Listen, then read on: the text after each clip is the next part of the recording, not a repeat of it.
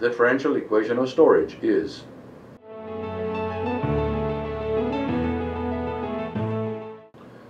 this equation can be solved by analytical or numerical means. The numerical approach is preferred because it can account for an arbitrary inflow hydrograph and because it lends itself readily to computer solution. The solution is accomplished by discretizing the differential equation of storage on the xt plane. The xt plane is a graph showing the values of a certain variable in discrete points in time and space. This figure shows two consecutive time levels, 1 and 2, separated between them an interval delta t, and two spatial locations depicting inflow and outflow, with the reservoir located between them. The discretization on the xt plane leads to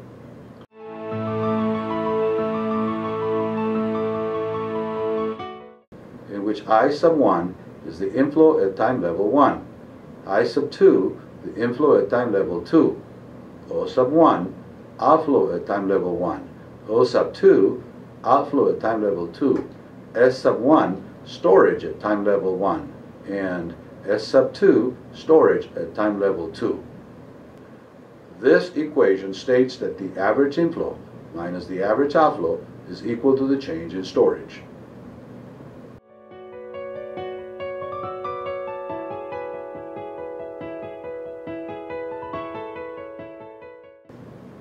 For a linear reservoir, the relationship between storage and outflow is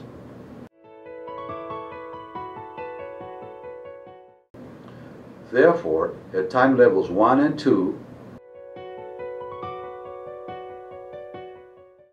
in which K is the storage constant. Substituting these equations into the discretized equation of storage and solving for outflow at time level 2,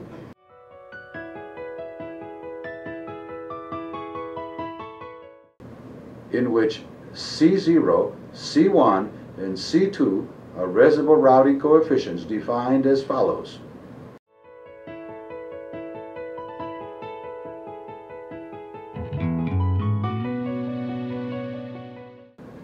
Since the sum of the routing coefficients is 1, they are interpreted as weighing coefficients. The routing coefficients are a function only of delta T over K, the ratio of time interval to storage constant. This ratio is dimensionless. Values of the routing coefficients as a function of the ratio delta T over K are shown in this table.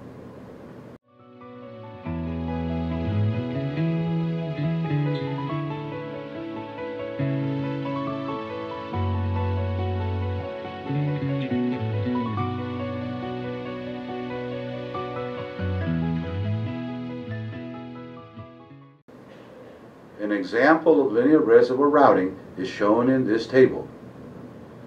For this example, we choose delta T equal to 1 hour and K equal to 2 hours. Therefore, delta T over K is equal to 0.5. The calculated routing coefficients are Z0 equal 0.2, C1 equal 0.2, C2 equal 0.6. It is confirmed that the sum of routing coefficients is equal to 1. Column 1 shows the time in hours. Column 2 shows the inflow hydrograph, that is, the upstream boundary condition. Columns 3 to 5 show the weighted flows. For instance, in column 3, line 2, likewise in column 4, line 2, and in column 5, line 2. Column 6 is the routed outflow, obtained by summing columns 3, 4, and 5 across, as shown here for line 2. For this example, the peak inflow, 1,000 cubic meters per second, shown in column 2, line 5, occurs at time equal to 5 hours. The calculated peak outflow, 757.6 cubic meters per second, shown in column 6, line 7, occurs at time equal to 7 hours.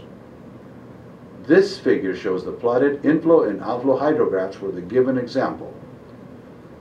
The true peak outflow occurs somewhere between 6 and 7 hours.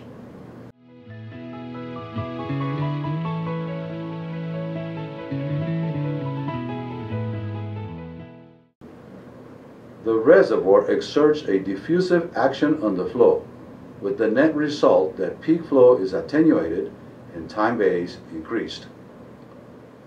The amount of attenuation is a function of the ratio delta T over K.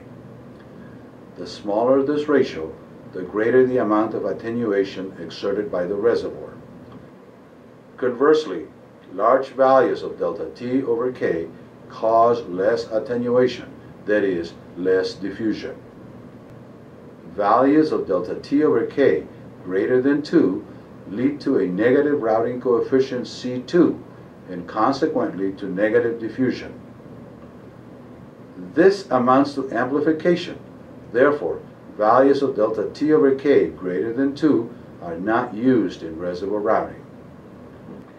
A distinct characteristic of reservoir routing is the occurrence of peak outflow precisely at the time when inflow equals outflow. By definition, outflow is proportional to storage. Therefore, peak outflow corresponds to peak or maximum storage. Since storage ceases to increase when outflow equals inflow, it follows that peak storage and peak outflow must occur at the time when inflow and outflow coincide. Another characteristic of reservoir routing is the immediate outflow response, with no apparent lag between the start of inflow and the start of outflow. From a mathematical standpoint, this property is attributed to the infinite propagation velocity of surface waves in an ideal reservoir.